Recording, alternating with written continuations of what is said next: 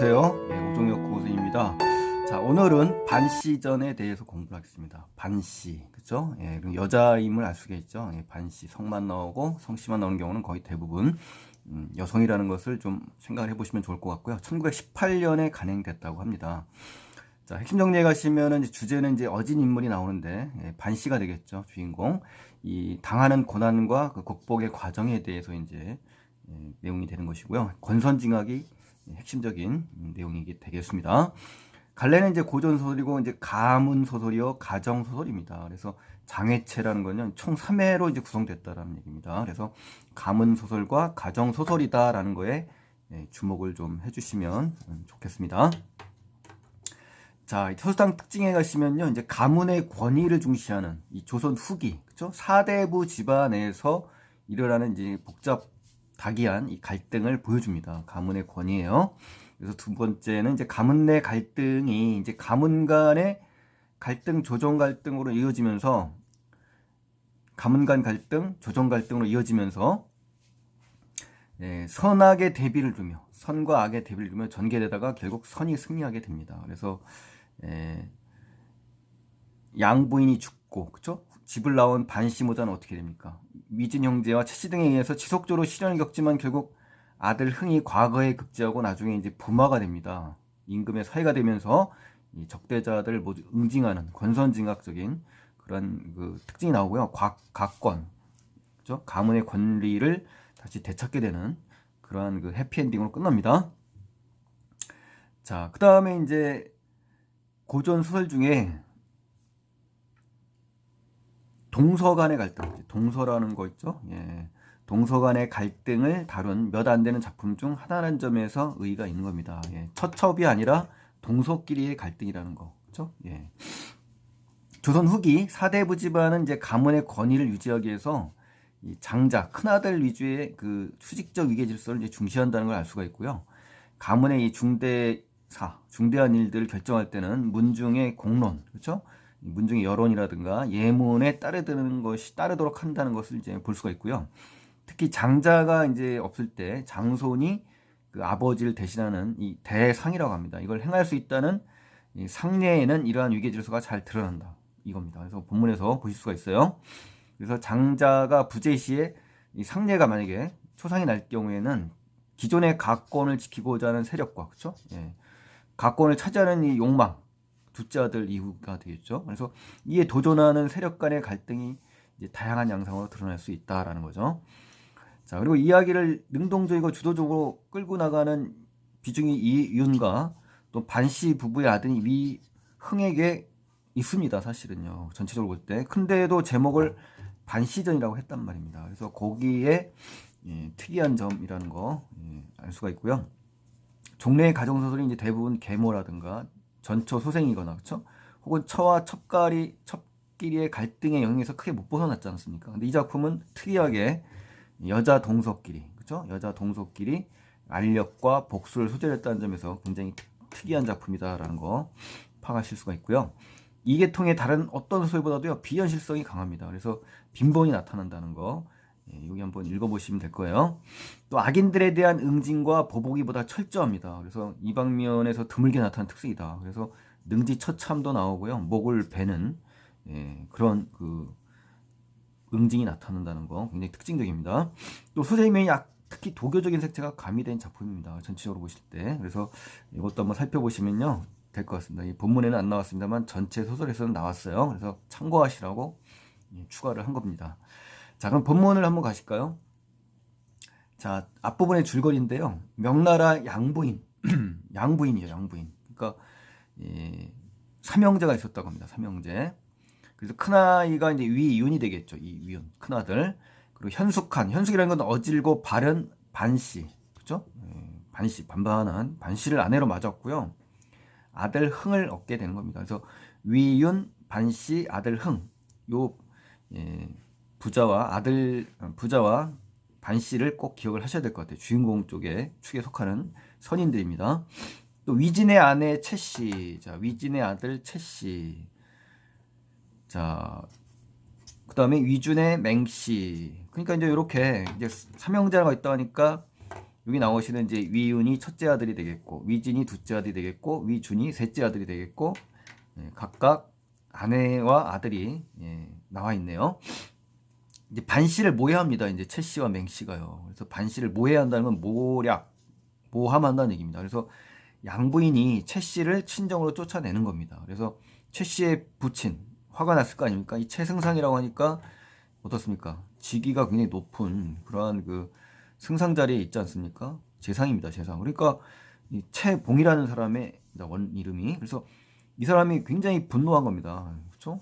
예, 그래서 위윤, 당시에 이제 예부 상서였다고 합니다. 위윤이.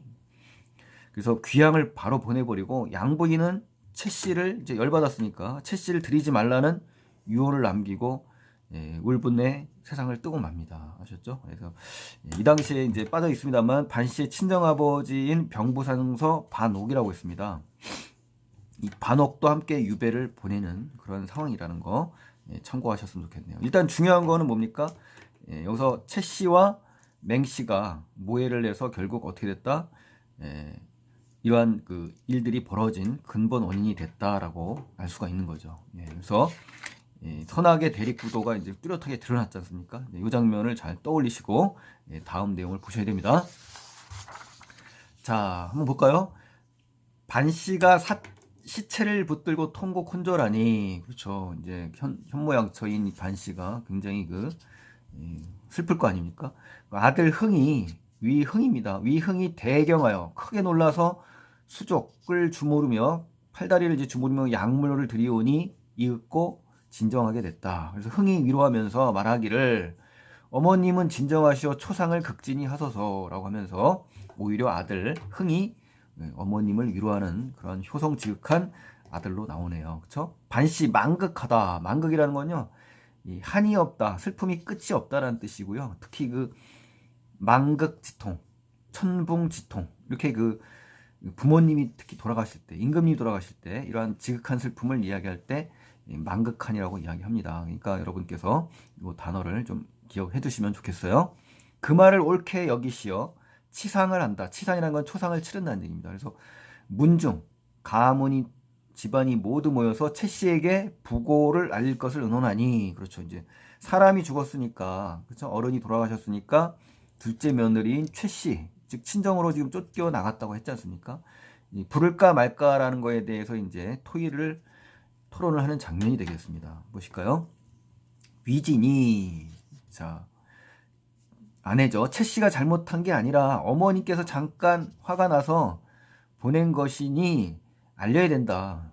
그렇죠? 이런 이야기를 하는 거죠. 그래서 과거의 사건에 대해서 자신의 판단을 개입합니다. 그러면서 자신이 이렇게 말하는 행동의 정당성을 강조하려는 그런 말하기 방식이라는 걸 아셔야 되겠습니다. 하고 즉시 12는 이제 신녀 계집종입니다. 신녀 계집종을 불러 말하기를 채 씨의 집에가 부고를 전하되 상복 입기 전에 빨리 오라 하여라 라고 이제 명령을 내린 겁니다. 그렇지 않으면 부부의 의리를 완전히 끊어버리겠다라고 하면서 엄포를 놓으면서 속히 불러들이라는 얘기죠. 그래서 위진은 어떻게 했습니까? 모친 양부인의 유언을 저버리고, 그죠? 채 씨에게 부고를 전하러 하는 이 장면이 벌써 어떻습니까? 어머님의 유언을 지금 무시하는 장면이고요. 장자의 부재 시 상례가 발생한 상황에서 가권을 차지하려는 욕망이 드러나는 것입니다. 아셨죠? 자, 중략 의호입니다. 자, 한편 위진이 크게 분노하여 말하기를 반씨는 어떤 사람인데 상중의 시비를 돋구어 요란하게 하느냐. 그렇죠? 형님이 아니 계시어 내가 주장을 할 것이니, 주장이라는 건요, 주관한다는 겁니다. 어떤 일에 책임을 맡고 관장한다, 주도할 것이니, 책임지고 내가 일을 처리할 것이니 두 번 말하지 말아라 라고 하면서 굉장히 화가 난 그러한 어투의 말하기 방식입니다. 그래서 위진이 가권을 차지하는데 반씨가 이제 방해가 된다, 방해자가 된다는 것을 알고 있는 것을 우리가 알 수가 있는 거죠. 그렇죠? 예. 하고 노복은 이제 사내의 종입니다. 12는 이제 어떻습니까? 계집종이었죠? 예. 노복은 사내의 종입니다. 12와 어떻습니까? 노복은 반대되는 단어다라고 기억을 해주시면 좋겠네요.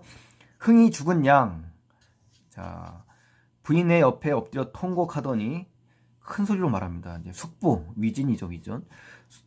삼촌이죠. 주장이 되었을 따름이거늘 초상이 만극 중에 벌써 할머니의 즉 양부인의 유언을 저버리시니 한갓 아내만 중히 여기시고 저다지 노하시니 소질은 이제 자기를 얘기하는 겁니다. 위흥 조카죠.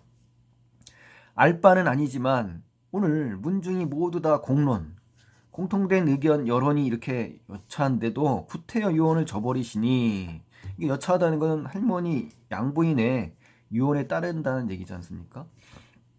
저버렸다는 얘기는 이제 할머니의 그 유언을 저버리고 어때요? 자기 아내 최 씨를 지금 불러들인다는 얘기입니다. 지금 아셨죠? 이는 문중의 뜻에도 맞지 아니하며 소질의 마음에도 불가합니다라고 이제 바르게 이야기를 했어요. 그래서 흥은 문중 사람들의 의견을 근거로 해가지고 최 씨에게 부고를 알리는 것에 대해서 극구 반대하는 장면입니다. 그래서 할머니가 최 씨를 들이지 말라는 유언을 강조하면서 말이죠. 그렇죠? 예. 반 씨가 이제 이걸 듣고서 이제 꾸짖는 장면입니다. 어머니죠, 어머니. 너는 조그만 아이라 어찌 방자히 어떻게 무례하게 어른을 이렇게 시시비비 옳고 그름을 따지려고 하느냐 이 말이에요. 그래서 아들을 지금 질책하는 장면이에요. 위진이 크게 노했습니다. 이제 옆에서 보고 이는 분명 너의 말이 아닐 것이다. 누구의 부탁을 듣고 내 말이 여차여차하거든 너는 대답을 이리이리 하라 한 것이 아니더냐라고 하면서 위진은 지금 배우에 반씨가 있다라는 것을 지금 의심하면서 지금 말하는 것 같습니다. 그렇죠? 너에게 기걸한 기묘하고 뛰어난 사람, 그렇죠? 극한 요물이다라고 하면서 굉장히 분노를 하면서 악담을 하네요. 그렇죠? 사실 이 요물은 지금 반씨를 염두에 두고 지금 이야기하는 거잖아요. 그렇죠? 너 혼자의 말이라면 어찌 이렇게 말을 잘할 수가 있으리요? 뭐 이런 얘기죠. 내 비록 유약하나 부드럽지만 네 말대로 시행할까 보냐 절대 못한다. 뭐 이런 얘기입니다. 하니 모든 친척이 칭찬부리하더라. 자, 요 말은요, 이제 모든 친척들이 이제 칭찬한다는 얘기죠. 그렇죠? 모든 친척이 칭찬하여 마지 않더라. 이거 칭찬한다는 얘기입니다. 흥이 숙부의 불측한 심사를 듣고, 자, 그러니까 심사를 듣고 큰 소리로 말하기를 이치에 안 맞는 거죠. 그러니까 흥이 굉장히 화가 난 겁니다. 지금 아까 소질이 제가 아랫바를 어른에게 배운 바라 하시는데 말씀이 옳사오면 내가 따를 것이요 비록 어른의 말이라도 부당한다면 따를 이유가 없으니 라는 말을 하는 겁니다. 그러니까 흥은 자신이 누군가의 부탁을 듣고 말한 게 아니라 스스로 말했다는 거예요. 스스로 내가 판단하고 시시비를 결정해서 말한 것이지 배후에 누가 있다라는 것은 불가하다라는 얘기죠. 자, 할머니의 상사라는 건요, 사람이 죽은 사고를 상사라고 합니다. 그래서 초상을 얘기하는 거예요. 초상을 당했지만 부친이 삼천리박 유배를 갔지 않습니까? 귀양을 가 계셔서 상변, 역시 초상입니다. 같은 단어예요. 상사, 상변. 그렇죠?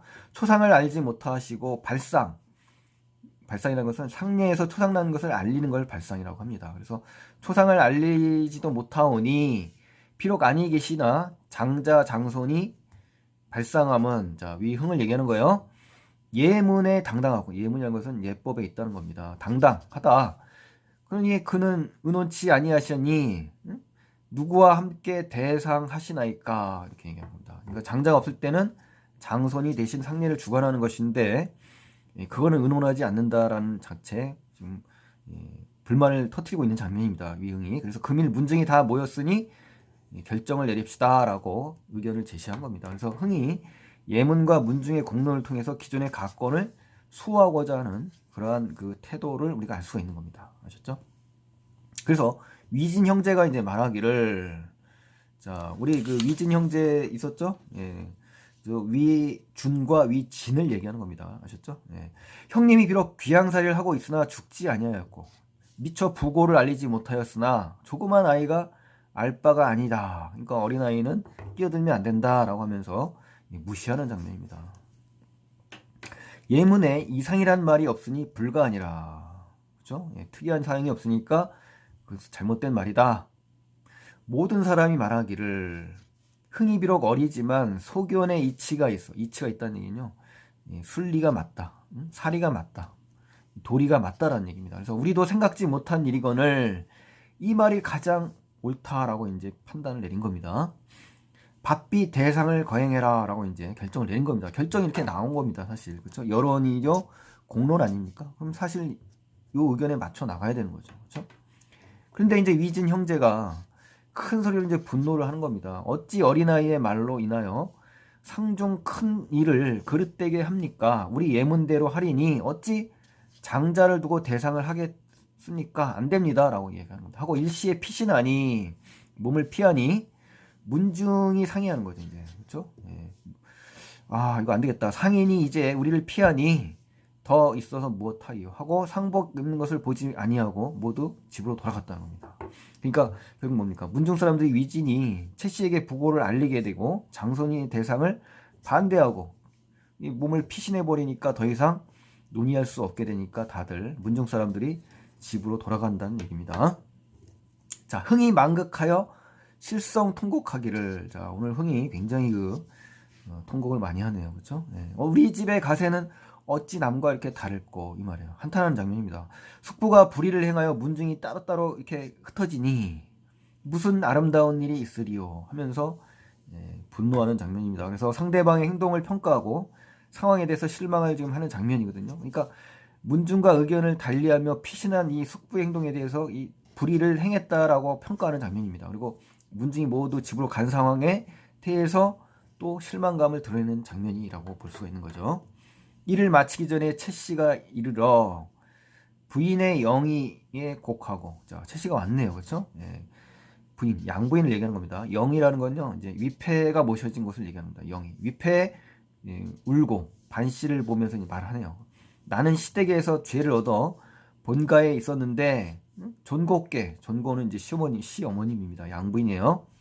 통신을, 소식을 전하지 못하니 어찌 부끄럽지 아니하니 라는 겁니다. 그러니까 반씨에게 지금 뭐 하는 겁니까? 비웃고 빈정거리고 있는 겁니다. 비아냥거리는 거예요.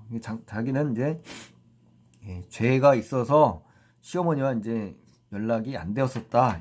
그래서 부끄럽게 지내고 있었는데 이 말이에요. 그대는 지극한 정성을 가지고 반씨 너는 어찌 존고의 뒤를 시어머니의 뒤를 따르지 아니하고 지금까지 목숨을 부지하였느냐라고 하면서 아주 아나무인격인 말을 하네요. 그렇죠? 그때 그 사이 우애가 지극하여 너 나를 기다렸다 죽으려 했었단 말이냐라고 하면서 완전히 막무가내였네요. 그렇죠? 막장입니다. 막장. 지금도 참소와 아첨을 시어머니께 고하고 말겠다라고 하면서 완전히 도둑놈이 몽둥이 돈다고요. 굉장히 화를 내네요. 하고 욕설이 무수히 난무하니 반씨가 이제 분하죠. 분하지만 참습니다. 이렇게 인내력이 있고 어떤 인내심 있는 현모양처의 그런 기질이 있다고 했지 않습니까? 다만 대답하지 않고 있더라. 그렇죠? 최 씨가 흥을 꾸짖어 말하기를 이제 이 흥까지도 꾸짖습니다. 이제 숙모가 너는 황구소하다. 황구소하라는 얘기는요. 이 부리가 노란 새 새끼라는 얘기입니다. 그러니까 철없고 미숙한 사람이란 뜻이에요. 그런 것을 비유하는 단어가 황구소하입니다. 그러니까 철부지라는 얘기죠. 철부지. 무슨 일을 아는 척하고 우리를 원수로 지목하니 너 그러면 우리 일문, 우리 가문을 다 삼킬 줄 아느냐? 네가 다 가문을 다 갖고 갈 수 있을 줄 아느냐? 뭐 이런 얘기죠. 이게 가권, 즉 가문의 권리를 찾아내는 이 최 씨의 욕망이 이제 흥에 대한 적대감으로 지금 드러난 겁니다. 그래서 흥이 대답지 아니하더라. 아니 묵묵부답이 된 거예요. 그러니까 반씨 모자는 묵묵부답적인 태도를 취하고 있는 겁니다. 자, 장래의 일이 돌아있네요. 이제 장래의 일을 당하니 부인을 선산에 안장하고, 선산은 이제 조상이 모셔져 있는 그런 그 산입니다. 집안을 정리할 때 집안 형세가 모두 최 씨와 맹 씨에게 돌아가니, 이제 집안의 가권이 모두 최 씨와 맹 씨에게 이제 돌아가 버렸네요. 두 사람이 주야로 남편을 미혹하게, 현혹하게 해서 반씨 모자를 여러 가지로 모해하니 모함한다는 말입니다. 그러니까 가권을 차지하려고 이런 욕망을 지닌 이런 최 씨와 맹 씨에 의해서 주인공 모자가 어때요? 지금 어떻습니까? 사경에 헤매게 됐지 않습니까? 거의 이 뭐라고 합니까? 이런 것을 죽을 수 있는, 그렇죠? 죽을 수 있는 그런 위험에 처해 있다. 그렇죠? 이런 상황이라는 거죠. 명제, 경각 이런 단어가 떠오르네요. 이게 떠오릅니다. 목숨이 시간에 이제 달려 있다. 뭐 이런 얘기죠. 반씨가 흥을 불러 말하기를 우리 모자가 이제 독수라는 건요 마수라고 하는 겁니다. 이 악독한 수단을 써서 면치 못할 것이니 미리 화를 피할 것을 정하자 이런 얘기입니다. 그래서 앞으로의 일을 이제 예측을 한 거고요. 행동의 방향을 아들에게 제시한 겁니다. 그러니까 목숨이 위태롭다는 것을 예감한 겁니다. 하고 인하여 양부인의 묘소 초막을 짓고 3년상을 마친 후에 그러니까 이제 이 당시 예법이 그렇습니다. 이제 부모님이 돌아가시면 3년상을 치러야 되는, 그죠? 이제 큰아들이 없으니까 대신 여기서 반씨 모자가 대신 상을 치렀네요. 다시 거취를 자기의 어떤 움직임을 정하고자 하여 이에 약간의 비복은 우리 앞에 나왔던 우리 계집종과 산해종이 있었죠. 그걸 합한 말입니다. 그래서 계집종과 산해종을 거느리고 조상을 모신 사당에 올라 통곡을 하고 산중으로 이제 숨어 들어간 겁니다. 결국은 산중으로 이제 도망을 간 거죠. 그래서 집안 형세가 모두 이제 채씨, 맹씨, 소나기에 넘어가서 이제 화를 피하고자 산중으로 들어간 것이죠. 그래서 가권을 둘러싼 갈등과 경쟁에서 어때요? 가권이 위진 쪽으로 완전히 기울게 됐다는 걸 우리가 알 수가 있습니다. 자, 보는 사람들이 저마다 비창해라는 것은요, 몹시 마음이 상하고 슬프고 이렇게 서럽게 된 거죠. 비창해하지 않을 리가 없더라 라면서 서술자의 주관적 개입이 들어갔네요. 그렇죠? 자, 그래서 어려운 소설은 아닙니다. 그래서 평범하고 평이한 소설이지만 내용이 굉장히 참신하고요. 동서 간의 이런 갈등과 가권을 위해서 서로 경쟁하는 모습이 좀 특이했던 그런 소설로 남네요. 여러분께서 한 번 더 수능을 보기 전에 다져보시고요. 궁금한 사항이나 질문 사항 있으시면 댓글로 남겨주시면 정성껏 답변해드리겠습니다. 자, 오늘도 도움이 되셨다면 구독 버튼 안 누르신 분은 눌러주시고요. 좋아요 버튼까지 눌러주시면 정말 감사하겠습니다. 다음 시간에 또 뵙겠습니다. 감사합니다.